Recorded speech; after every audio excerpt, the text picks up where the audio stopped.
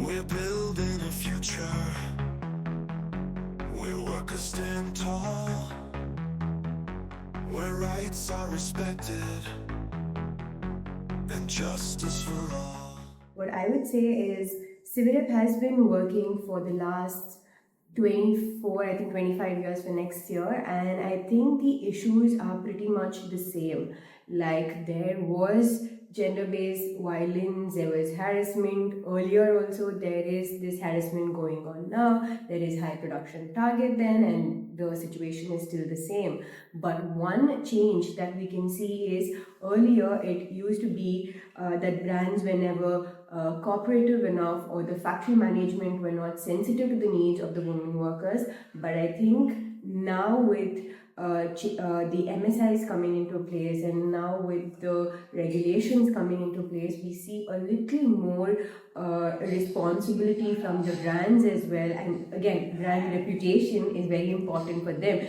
So I think with all of these, we have a few brands coming together, wanting to do more for their workers, wanting to hear the workers' voice. So that I think is a small change that I see. And then with the brands being very specific of their needs, we can also see small changes, not like a drastic change, but small changes in the garment factories, because if it comes from the brands, then they are sure shot that they will make it happen on the ground.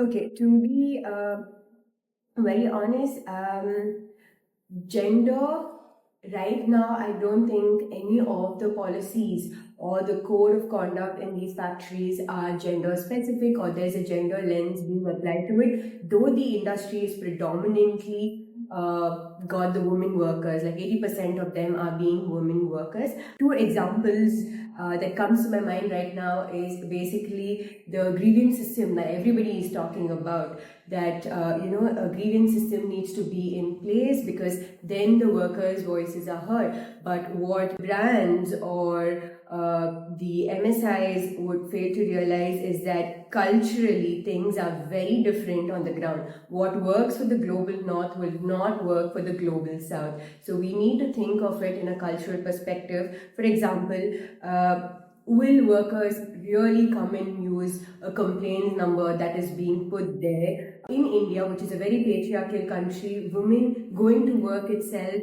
is just slowly changing. So if she's being abused or facing harassment, will she be really open? What about her confidentiality? So when we are thinking of a grievance system, we need to understand that these are the barriers women face, and therefore it is important for us to come up with solutions which take these into consideration.